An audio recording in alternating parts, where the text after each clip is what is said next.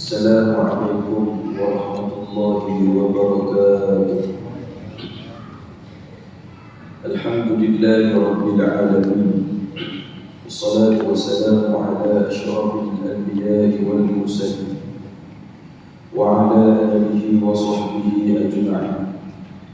سبحانك لا علم لنا إلا ما علمتنا إنك أنت العليم الحكيم، وتب علينا إنك أنت التواب الرحيم، واهدنا ووفقنا إلى الحق وإلى صراطك المستقيم ببركة القرآن العظيم.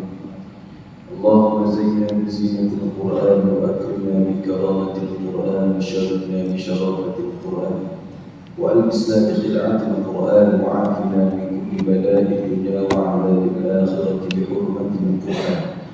اللهم اجعل القرآن لنا في الدنيا قرينا، وفي القبر موسى، وفي القيامة شفيعا، وعلى الصراط نورا، وإلى الجنة رفيقا، ومن النار سترا وحجابا، وإلى الخيرات كلها دليلا وإماما بفضلك وجودك وكرمك يا كريم. اللهم اهدنا بهداية القرآن، ونجنا من النيران بكرامة القرآن، وارفع درجاتنا بفضيلة القرآن يا ذا الفضل والإحسان. آمين. Yang saya muliakan Tuan Imam, Tuan Bilal, seluruh ahli jawatan kuasa masjid, pimpinan masyarakat, muslimin muslimat, ibu-ibu, ayah-ayah yang dirahmati oleh Allah Subhanahu wa taala sekalian. Sebelum terlupa, sama-sama kita berniat i'tikaf.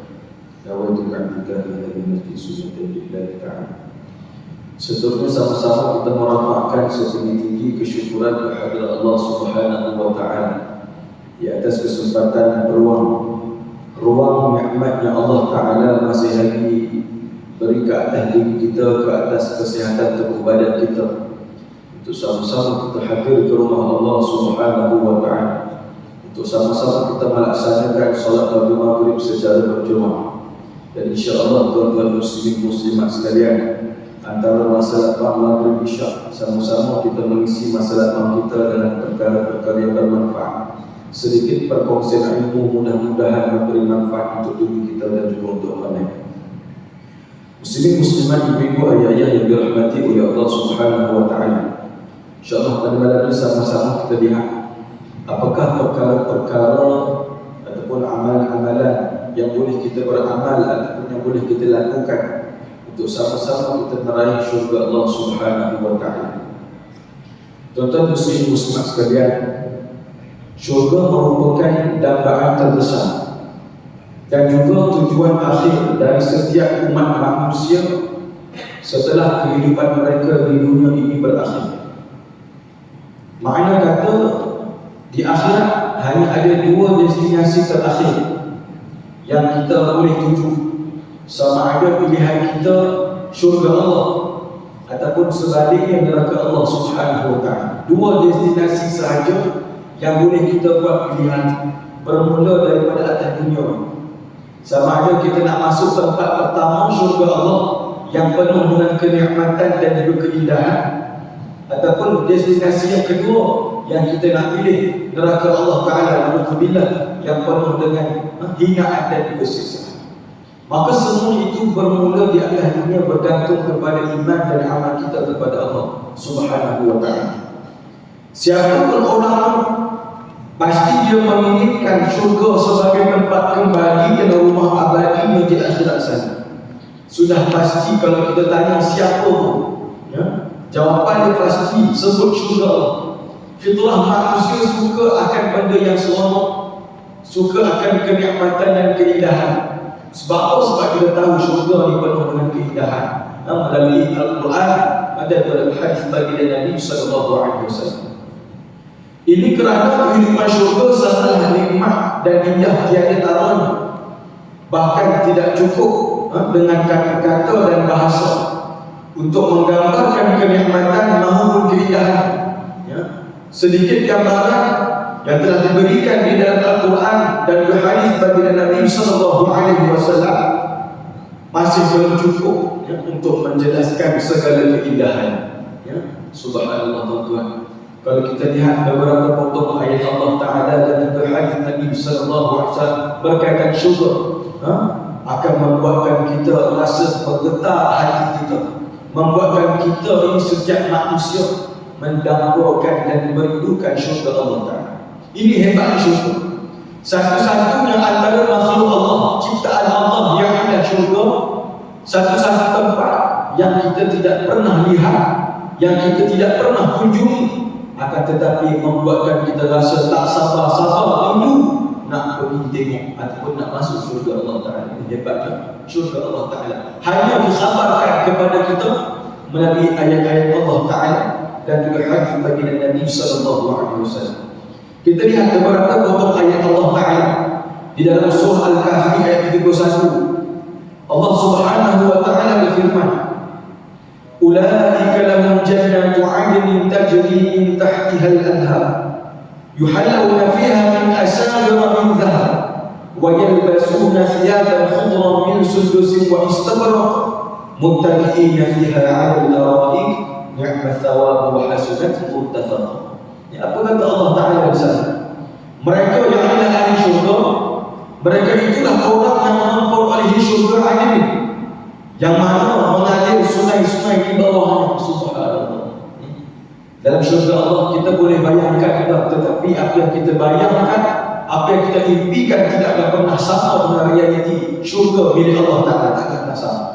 Sebab akal kita terbatas. Kita boleh bayangkan syurga Allah Ta'ala itu berbentuk istana sebagai contoh, ataupun rumah yang besar sebagai contoh. Tetapi apa yang kita gambarkan tidak akan pernah sama dengan syurga Allah Ta'ala yang disediakan buat hamba-hambanya yang bertakwa di sisi Allah Subhanahu wa Ta'ala. Kita boleh cuba bayangkan dalam ayat-ayat Allah Ta'ala yang mana mengalir sungai-sungai di bawahnya, dan di dalam syurga itu mereka dihiasi dengan gelang emas, dan mereka memakai pakaian yang hebat, iaitu yang berwarna hijau yang diperbuat daripada sutra halus dan juga sutra tebal. Subhanallah. Kita lihat bagaimana Allah Ta'ala menyediakan kecukupan, kelegapan, persediaan untuk hamba-hambanya yang digelar sebagai VIP. Bagaimana Allah Ta'ala yang kita, subhanallah. Muttaki'ina fiha 'ala al-ara'ik, ni'ma thawabu wa hasunat muttafaq. Sedang mereka ini dari ahli syurga duduk sambil bersandar di atas singgahsana yang indah. Itulah pahala yang sebaik-baiknya dan juga tempat istirahat yang indah. Subhanallah. Surah Al-Kahfi ayat 31. Kita baru tengok satu potong ayat Allah cukup membuatkan kita rasa subhanallah, indahnya syurga Allah. Kita lihat lagi satu lagi ayat Allah Ta'ala di dalam surah Al-Zukhruf ayat 71. Allah Subhanahu wa Ta'ala berfirman, "Yutafu 'alaihim bisihafin min dhahabin wa akwab, wa fiha ma tashtahihi al-anfus wa taladdu al-a'yun wa antum fiha khalidun." Kata Allah, kepada mereka yang ahli syurga diedarkan piring-piring dan gelas-gelas yang dibuat daripada emas. Wa fiha ma tashtahihi al-anfus wa taladdu al-a'yun. Dan di dalam syurga itu terdapat apa yang diinginkan oleh hati dan segala yang sedap dipandang mata. Subhanallah.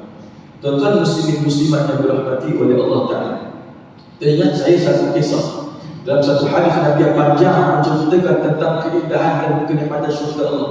Mafhum tuan-tuan saya ringkaskan dan tentu. Suatu ketika bila mana satu orang si fulan ataupun pemuda dibebaskan oleh Allah Ta'ala daripada siksaan api neraka Allah, kemudian Allah Ta'ala perintahkan pemuda tersebut untuk masuk ke syurga Allah yang lalu ditemani oleh malaikat. Ini ringkas tuan-tuan mendapat nak cerita tentang indahnya nikmat di syurga Allah Ta'ala ini. Bila mana sampai sahaja di hadapan pintu syurga tuan-tuan, maka pemuda tersebut tanya kepada malaikat, "Wahai malaikat, boleh tak aku nak buka pintu?" Lalu jawab malaikat, "Wahai pemuda, bukalah kerana pintu ini milik kau. Syurga ini milik kau Allah Ta'ala sendiri." Maka pemuda tersebut tuan-tuan, subhanallah, dia buka pintu syurga tersebut. Ada satu muzik ataupun satu bunyi yang sedap didengar. Dalam beliau mengatakan pemuda tersebut main buka tutup pintu sahaja tuan-tuan selama 40 tahun. Subhanallah. Tuan-tuan muslim-muslimat sekalian, 99% nikmat Allah Ta'ala sediakan buat hamba-Nya di syurga. Yang kita rasa di atas dunia ini hanya 1% nikmat sahaja. Itu pun kita dah kata syurga, dunia ini syurga kita. Tuan-tuan muslim-muslimat sekalian, hanya orang cerdik pandai sahaja yang mengatakan syurga Allah adalah tempat untuk kita gembira, seronok dan bersenang lenang. Manakala orang jahil, dia kata syurga, dunia inilah syurga buat dia. Subhanallah. Kenapa tuan? Sebab atas dunia ni semua benda dia dah. Dia ada harta banyak, kereta mewah, anak ramai, isteri solehah, 2 rumah besar tuan. Dia rasakan dunia ini adalah syurga, dunia orang jahil. Sebab itu tuan-tuan muslim-muslimat sekalian, kita lihat orang alim ulama ataupun orang terdahulu tuan-tuan, amal ibadah dia tak sama dengan kita. Al-Quran, bacaan Al-Quran mereka tidak pernah sama dengan bacaan Al-Quran kita tuan-tuan. Banyak mereka baca. Sedekah mereka tidak pernah sama dengan sedekah kita. Kerana mereka tahu di syurga adalah tempat, bukan lagi tempat mereka melakukan ibadah, malah di syurga Allah adalah tempat untuk mereka seronok dan bersenang lenang. Tuan-tuan yang dirahmati oleh Allah Ta'ala, syurga ni tak ada dah tempat, tak ada masa untuk kita lakukan ibadah dah. Dunia saja tempat untuk kita ibadah. Di syurga Allah tak ada dah ibadah sedekah, ibadah zakat, puasa, haji, umrah, baca Al-Quran, salat dan tak ada. Sebab itu tuan-tuan, mereka ni orang-orang banyak buat ibadah, banyak baca Quran, sedekah ni, dia buat ulun sehabis-habisnya di atas dunia ni untuk mendapatkan kenikmatan dan dan syurga Allah Ta'ala. Maka bila mana disebut 40 tahun main pintu sahaja tuan-tuan, maka malaikat tanya, wahai pemuda, di dalam syurga Allah ni masih banyak lagi nikmat, tak mau nikmati lagi ke? Maka dia masuk tuan-tuan, sambil-sambil sedang menikmati keindahan syurga Allah, terlintas seekor burung di atas kepala, maka terus terlintas di hati nak makan burung. Inilah yang disebut oleh ayat Allah, wa fiha ma tashtahihi al-anfus wa taladhdhu al-a'yun.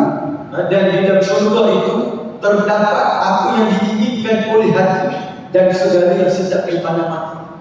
Terlintas nak makan burung, Allah alam, burung bakar ke, burung golek ke, burung Allah alam, saya tak tahu. Tapi terhidang depan mata burung. Maka tuan-tuan, nikmat apa yang lagi yang kita nak dusta? Subhanallah. Kita rasa dunia ni adalah syurga kita ada pembantu rumah, tukang masak sebagai contoh. Nak apa sahaja, nak makan apa sahaja, semua terhidang. Akan tetapi tuan-tuan, tidak ada pernah sama dengan nikmat syurga Allah. Terlintas sahaja, terhidang depan mata. Kita akan dunia terlintas pukul 8 pagi nak makan nasi lemak, pukul 9, 11 lagi baru makan. Tidak? Subhanallah. Itu dia yang disebut apa yang terlintas diinginkan oleh hati dan segala yang sedap dipandang mata. Habis makan burung tuan-tuan, nampak satu air mengalir daripada atas. Maka pengguna tersebut tuan-tuan, ditadah dia minum. Disebut pada malaikat, wahai malaikat, air apakah ini? Aku tidak pernah rasa air sesedap ini di atas dunia. Maka jawab malaikat, tuan-tuan, ini adalah air basuhan tangan ahli syurga di atas. Subhanallah. Kita air basuhan tangan tuan-tuan, betul? Biasa pergi duri kan, saya ada tempat air tanah, kemudian tiba berbagi, betul sering ada minum. Tak ada tuan-tuan kan. Tetapi di syurga Allah menjadi antara minuman yang sedap, sehingga kan kamu tersebut tidak pernah rasa air sesedap ini ketika di atas dunia suatu ketika dalam Subhanallah. Jadi tuan-tuan muslim-muslimat yang dirahmati oleh Allah Subhanahu wa taala, kita lihat hadis baginda Nabi sallallahu alaihi wasallam satu ketika para sahabat berjumpa dan bertanya kepada Rasulullah sallallahu alaihi wasallam berkaitan dengan syurga dan juga binaannya. Maka mereka tanya, wahai Rasulullah, ceritakanlah kepada kami tentang syurga dan bangunannya. Kemudian baginda Nabi sallallahu alaihi wasallam bersabda, bangunan syurga itu diperbuat daripada batu-batu emas dan perak. Catnya ialah kasturi, kerikilnya ialah permata dan batu yang debunya ialah za'faran. Subhanallah. Kita debu ada guna membawa penyakit kan. Rasulullah sempur lah kan, debu. Tapi syurga Allah za'faran. Subhanallah. Maka sesiapa pun yang memasuki syurga Allah, dia akan berasa nikmat dan tidak akan pernah berasa sedih. Dia kekal dan tidak mati di dalamnya. Pakaian yang tidak pernah pudar dan rosak, dan juga kemudaannya juga tidak pernah pudar. Subhanallah, rasa muda, tak ada warna, tak ada rupa tua di akhirat, di syurga Allah Subhanahu wa ta'ala. Begitulah nikmat dan keindahan syurga Allah. Maka beruntunglah bagi mereka yang mampu meraih syurga Allah. Namun tuan-tuan, hal itu tentulah tidak mudah dan pasti ada hal khusus yang perlu kita bayar untuk masuk syurga Allah Ta'ala. Bukan mudah tuan-tuan. Mungkin dengar mudah, cakap pun mudah tuan-tuan. Buat apa yang Allah Ta'ala suruh, tinggal apa yang Allah Ta'ala mudah tuan-tuan. Saya senang cakap, subhanallah, tetapi nak meninggalkan apa yang Allah Ta'ala suruh, nak buat apa, nak tinggal apa yang Allah Ta'ala larang, nak buat apa yang Allah Ta'ala suruh, memerlukan mujahadah, pengorbanan yang sangat tinggi, yang luar biasa. Subhanallah. Tuan-tuan muslim-muslimat yang dirahmati oleh Allah Subhanahu wa ta'ala sekalian. Maka antara amalan ataupun perkara yang boleh kita lakukan, adalah yang pertama, memperbanyakkan sedekah dan infak di jalan Allah Subhanahu wa ta'ala. Tuan-tuan muslimin muslimat sekalian, perbincangan tentang sedekah ni dia boleh jadi satu tajuk, satu topik yang besar, kerana sedekah ini 8 pintu syurga, salah satu baru sedekah. Pintu sedekah dia boleh jadi satu tajuk besar. Kerana apa? Dia merupakan antara ibadah yang besar di sisi Allah Subhanahu wa ta'ala. Pintu syurga ada 8 apa? Antaranya adalah baru sedekah. Setiap orang, saya dan juga tuan-tuan, akan memasuki syurga Allah mengikut amalan yang paling banyak kita beramal. Ada orang tuan-tuan, dia sakit, dia tidak mampu berpuasa, akan tetapi sedekah dia hebat di sisi Allah, maka dia akan memasuki syurga Allah melalui baru sedekah.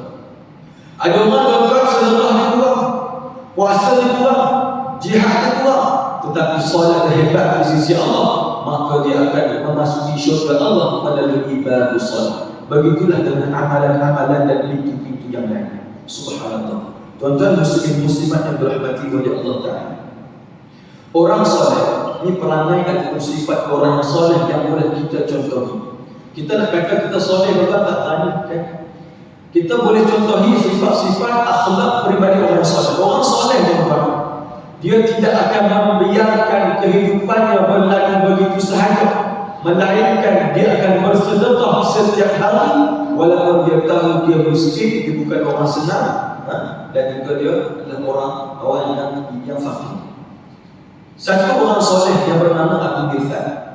Abu Mirthad ni orang soleh tuan-tuan, subhanallah. Dia tuan-tuan setiap hari dia akan bersedekah walaupun dia tahu dia miskin, dia tak ada harta yang banyak. Sampailah suatu ketika dah tak ada harta di tangan dia, sehingga kan dia balik ke rumah dia tuan-tuan, apa dia buat? Balik ke rumah, dia dapati ada sebiji bawang yang masih tinggal dalam rumah dia, maka dia ambil sebiji bawang tersebut lalu dia infakkan di jalan Allah Subhanahu wa ta'ala. Allah. Jauh beza dengan kita tuan-tuan, ya. Kita ada RM100, RM50, RM20 dalam poket, kita duk jaga cerita ke orang yang kita tak ada duit. Tengok orang soleh tuan-tuan, tak ada harta dalam tangan, balik rumah ada sebiji bawang, ambil bawang tersebut, infak di jalan Allah Subhanahu wa ta'ala. Tuan-tuan muslimat yang dirahmati oleh Allah, kita ni sedekah tuan-tuan tak perlu tunggu banyak. Di dalam Al-Quran ataupun melalui hadis Nabi SAW, tak pernah lagi kita jumpa nak sedekah perlu tunggu 1000, nak sedekah perlu tunggu 5 ringgit, tidak pernah. Dan tidak pernah Allah Ta'ala juga bagi Nabi SAW menetapkan kadar bilangan ataupun harga untuk membolehkan sedekah, tak pernah tuan-tuan. Boleh jadi seumpama yang kita infakkan, kita sedekahkan di jalan Allah lebih tinggi nilainya di sisi Allah berbanding kita sedekahkan dengan jumlah yang besar dalam keadaan kita berbangga-bangga di hadapan manusia. Subhanallah. Boleh seumpama lebih tinggi nilainya. Allahu Akbar. Sebab tuan-tuan, ada berapa saya poket ni cadangan saya untuk diri saya dan juga tuan-tuan. Kita yang dah bekerja kan, yang memodalan paling sikit tuan-tuan, biarlah RM5 dan ke atas.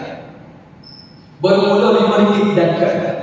Duit barang dia sedikit tuan, kita bagi anak-anak lah supaya dia belajar berjinak-jinak dengan sedekah. Bagi anak RM1, RM2, lupa tak apa kat masjid, dia letak untuk anak-anak.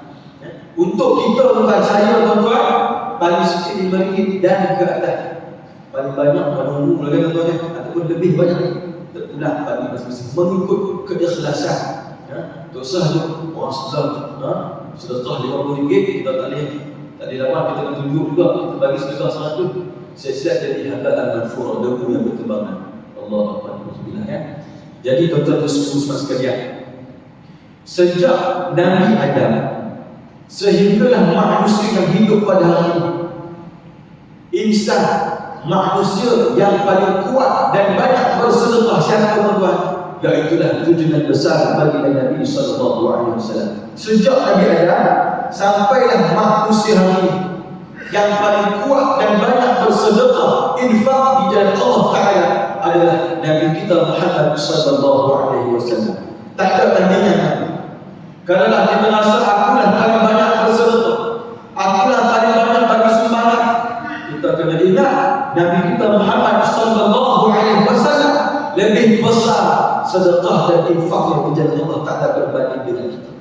Subhanallah tuan-tuan, pernah tak kita baca sirah para sahabat bercerita tentang sedekah bagi Nabi SAW?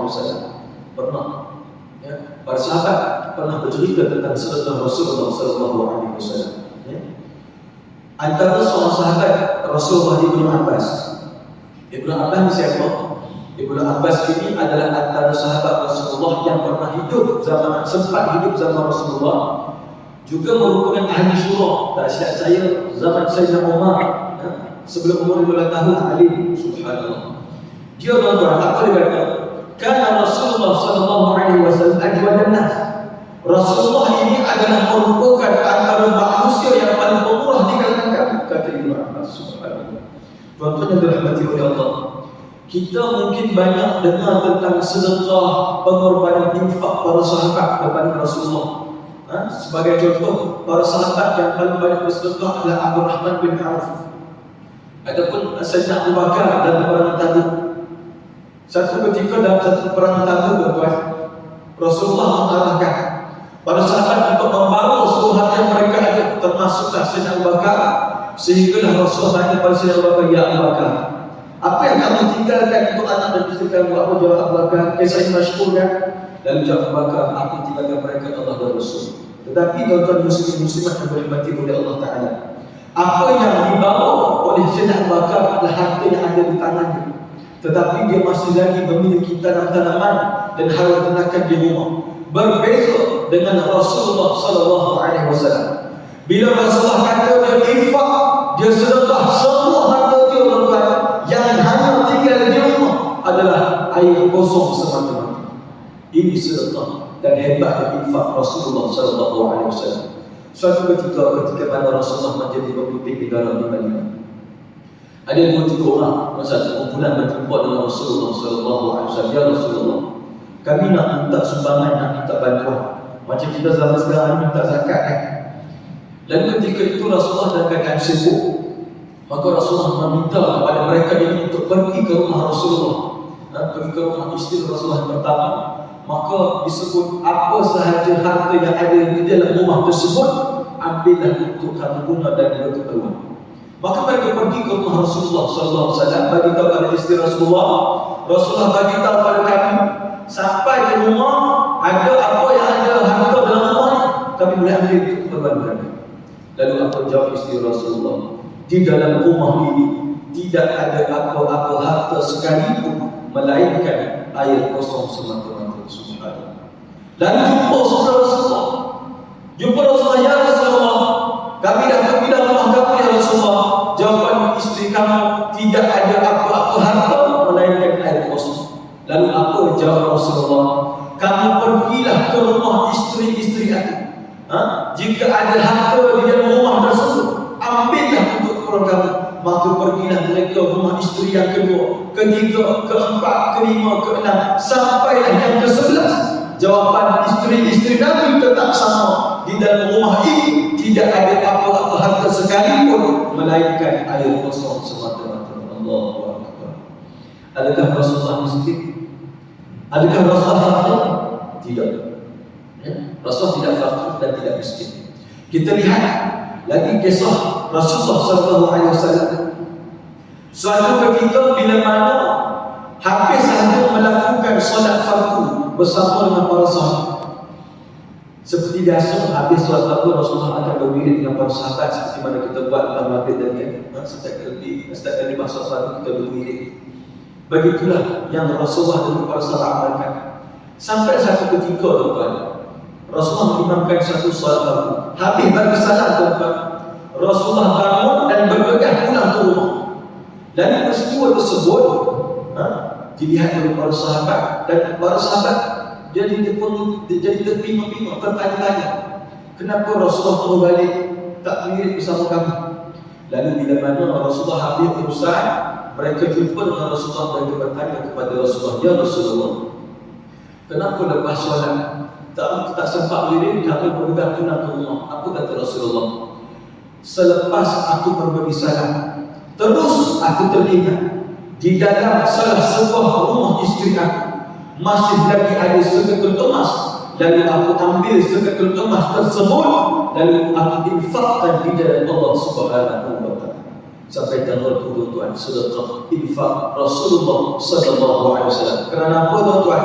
Kerana Rasulullah sallallahu alaihi wasallam tidak akan pernah membenarkan dunia berada di dalam rumahnya. Allah. Tuan-tuan, kita lihat sedekah Rasulullah yang memisahkan kita. Ya, kita rasa terpukul tuan-tuan. Ya, rasa terpukul. Di dalam rumah kita bukan hanya sebetul emas, bukan hanya sebetul cincin, tak cukup gelang tangan, gelang kaki pun ada. Ya, subhanallah. Ya, tak cukup gelang tangan, gelang kaki, rantai leher pun ada. Ya, kita bukan nak suruh ni dalam salah, bukan macam cari kesalahan. Tetapi kita nak cerita bagaimana maqam Rasulullah dengan kita. Kedudukan Rasulullah dan kita sangat berbeza tuan-tuan.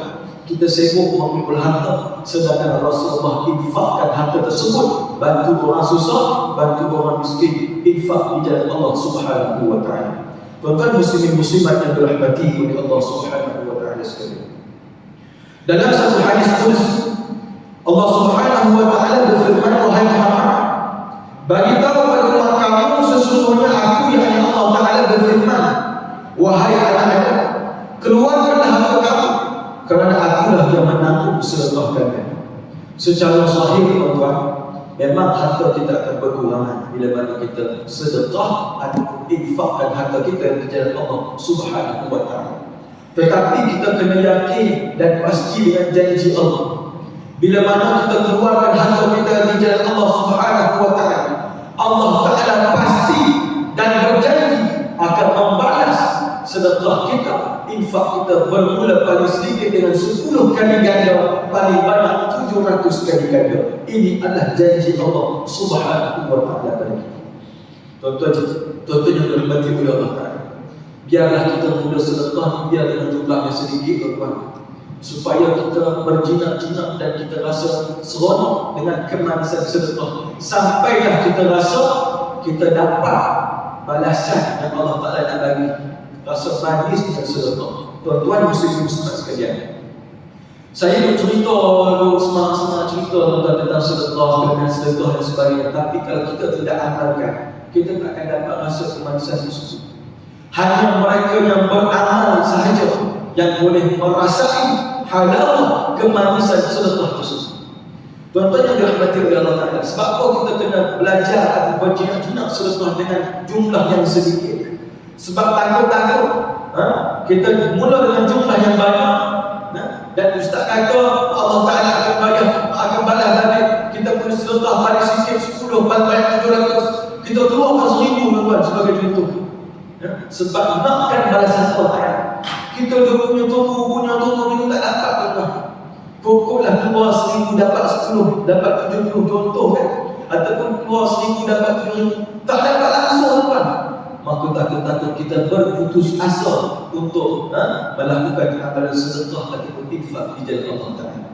Maka sebab tu bukan perlu dengan sedikit tuan-tuan, RM5, RM2, RM10, tak ada masalah. Tak menjadi satu keaiban buat diri kita tuan-tuan.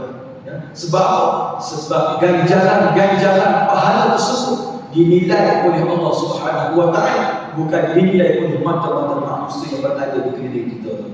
Tuan-tuan muslim-muslimat yang dirahmati oleh Allah Taala, antara ibadah yang Allah Subhanahu Wa Taala balas di atas dunia sebelum akhirat, iaitulah ibadah sedekah.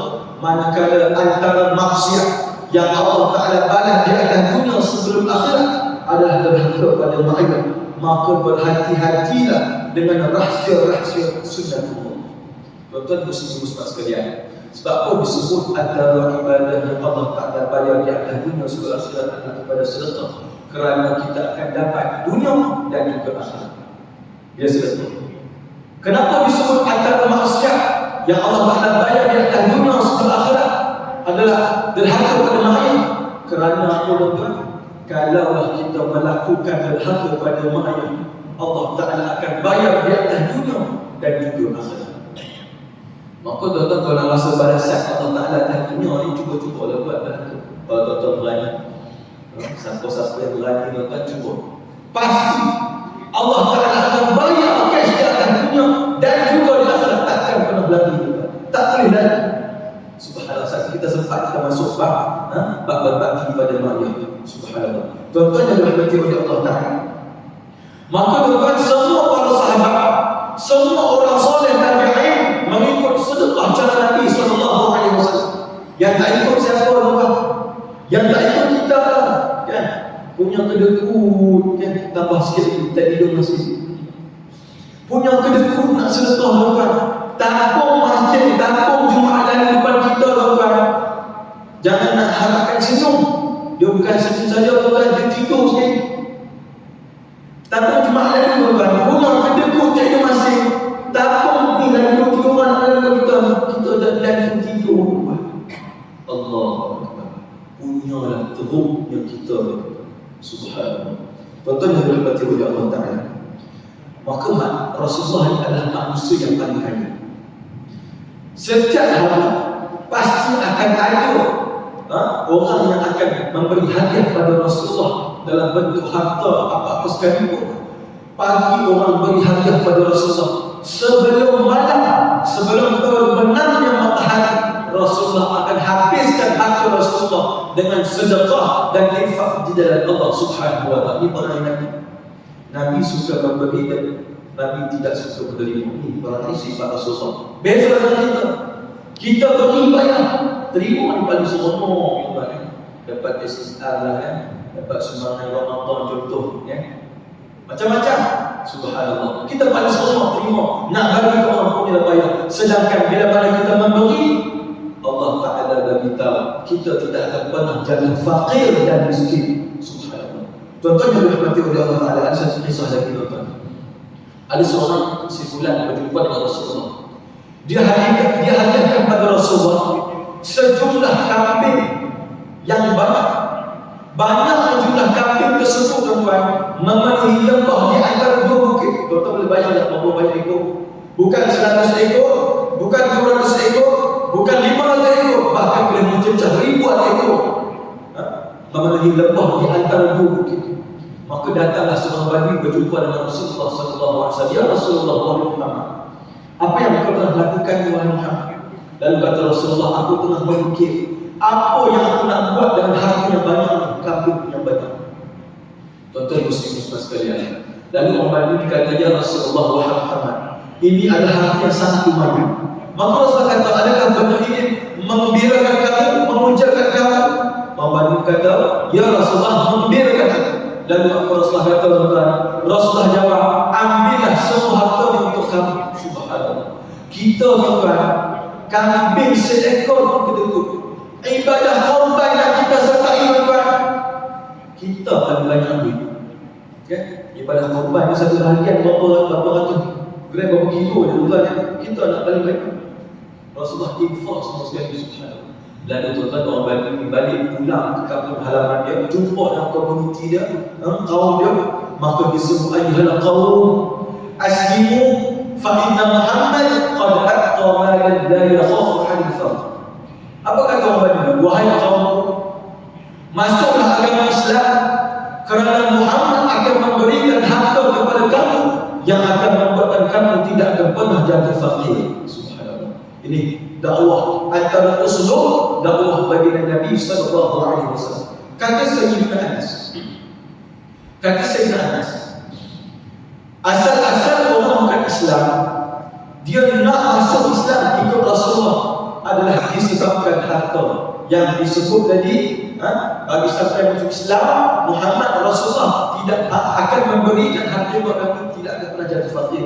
Ini asal-asal kenapa orang Islam boleh masuk Islam. Tetapi bila mana mereka masuk sahaja agama Allah Ta'ala yang suci ini, mereka lebih cintakan agama Allah berbanding harta dunia dan sisinya. Subhanallah. Ini keikhlasan dakwah baginda Nabi sallallahu alaihi wasallam, dua dalam satu. Yang pertama, membantu orang susah. Yang kedua, tarik orang bukan Islam untuk suka kepada Islam. Allah. Sebab itu tuan-tuan, kita ni nak mengajar orang dalam ini. Sebab itulah kita bagi azan insya-Allah satu sebagai itu insya-Allah.